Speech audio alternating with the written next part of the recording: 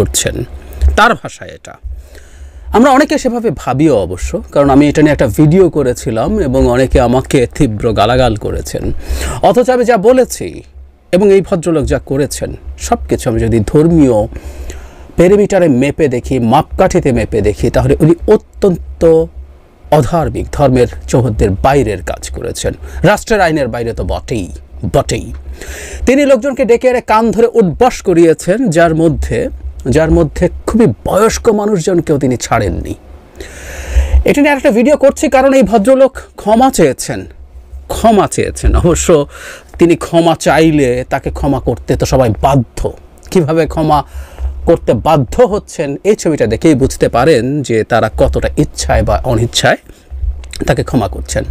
আমি যে ভিডিও করেছিলাম সেখানে বলেছিলাম এই ভদ্রলোককে আইনের আওতায় এনে গ্রেফতার করে সরকার একটা বার্তা দেয়া উচিত সরকারকে, যে আমরা হ্যাডামওয়ালা, ক্ষমতাওয়ালা লোকজনকেও আইন ভঙ্গের জন্য শাস্তি দিই। কিন্তু এটা হবে না, আমি তখনও বলেছিলাম, কারণ থানা বলছে যে কেউ অভিযোগ করেনি।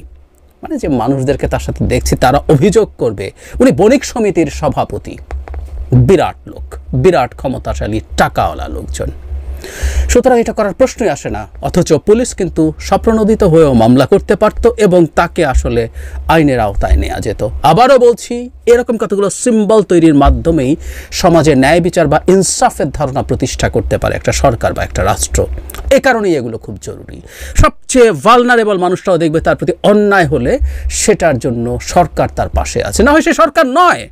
এটা আসলে ইনসাফের সরকার হতে পারে না। হাসিনার সরকারও তো এমনই ছিল, কারো জন্য আইন কাজ করে, কারো জন্য করে না, কার জন্য করে, কার জন্য করে না, এগুলো আমরা বুঝি। ঠিক একই স্টোরি এখানে। আরেকটা ভিডিও আসলে করতে গেলাম আরও কয়েকটা কথা একটু যোগ করার জন্য। আমরা খেয়াল করব আসলে এটা খুব ছোট ব্যাপার না, এই ভদ্রলোক কেন আসলে এই কাজটা করেছেন।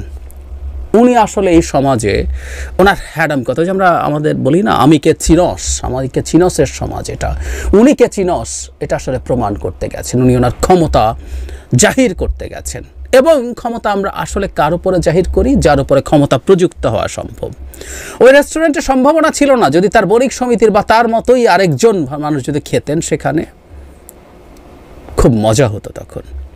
উনি তাকে ধরে বের করে কান ধরে উঠবস করাতেন? No way.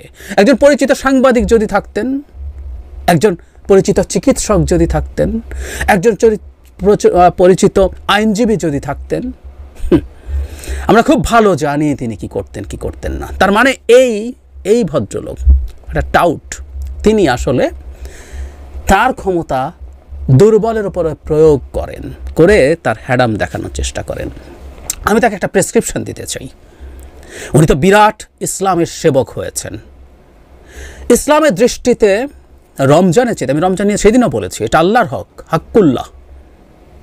আল্লাহ চাইলে এই পাপ মাফ করে দিতে পারেন। একটা মানুষ সারা জীবন একটা রোজা না করলে আল্লাহর কাছে মাফ পেতে পারেন, কিন্তু আল্লাহ নিজের ঘোষণা হচ্ছে হাক্কুলে বাদ, বান্দার হক মাফ করবেন না। এবং সেই পয়েন্ট অফ ভিউতে ইসলামে অনেক বড় পাপ হচ্ছে বান্দার হক নষ্ট করা। আচ্ছা, তার জেলায় তো সরকারি অফিস আছে, সেগুলো থেকে ঘুষের লেনদেন হয় না?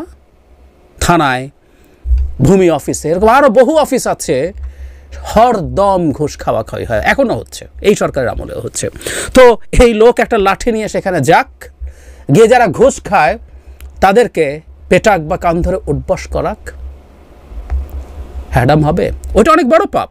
ওই পবিত্রতা, ইসলামের পবিত্রতা রক্ষার জন্য ওইটা অনেক বড় কাজ হবে।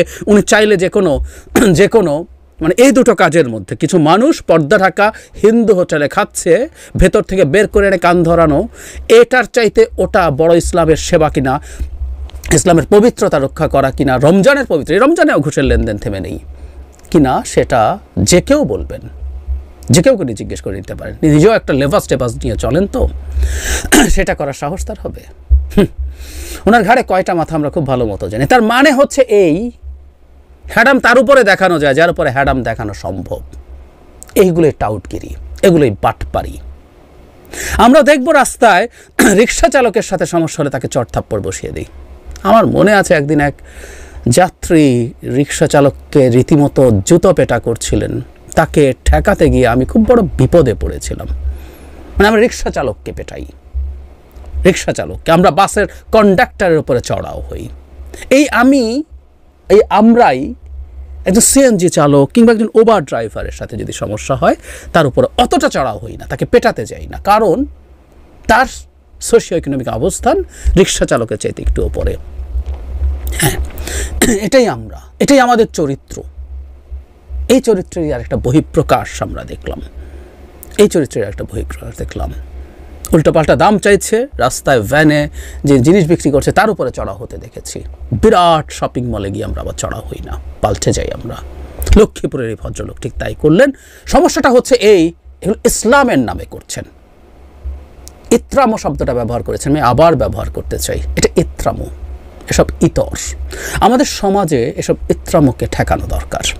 খুব উচিত ছিল, হবে না জানি, কিন্তু আমি আবারও কথা বলতে বাধ্য হলাম, কারণ আমি জানতাম, আমি সেই ভিডিওতেই বলেছি এর কিছু হবে না, তাকে গ্রেফতারও করা হবে না। গ্রেফতার করলে তার অনেক কিছু হয়ে যেত না, গ্রেফতার হতো, তার বিরুদ্ধে একটা মামলা হতো, তার জামিনও হতো, কিন্তু এটা একটা সিম্বলিক ভ্যালু রাষ্ট্র বা সরকার তৈরি করতে পারত, সেটা করেনি। ওই একই রকম, খুবই ভিন্ন কিছু হবে, এত শোরগোল, এত ছড়িয়ে পড়ার পরও হয় নাই। আমরা এই সমাজটা থেকে আসলে মুক্তি চাই কোনো একদিন, এই সরকারের আমলে না, ভবিষ্যতের সরকার, তারপরের সরকার। আমাদের শোরগোলের মূল জায়গা থাকবে এটা।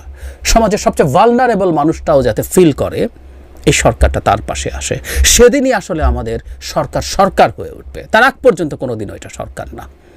ধনীরা, পাওয়ারফুল লোকরা, ক্ষমতাশালী লোকরা, তারা আইনের বাইরে থেকে যায়, এটা নেহায়াত একটা মগের মুল্লুকের ব্যাপার, ট্রাইবাল সোসাইটির লক্ষণ, আধুনিক রাষ্ট্রের লক্ষণ না। আধুনিক রাষ্ট্র হয়ে উঠতে হলে নিপীড়িতর পাশে, সবচেয়ে কম ক্ষমতাবানের পাশে রাষ্ট্রকে দাঁড়াতে হয়। তার আগ পর্যন্ত এটা রাষ্ট্রই না। সরি, এটাকে আমি রাষ্ট্র মনে করি না। হাসিনার সময় মগের মুল্লুক মনে করতাম, এখনও করি, এটা আরও বেশ কিছুদিন হয়তো থাকবে, কিন্তু এটাকে রাষ্ট্রে পরিণত করার চেষ্টা আমাদের ক্রমাগত চলতে থাকবে। এই লড়াই আমরা করব।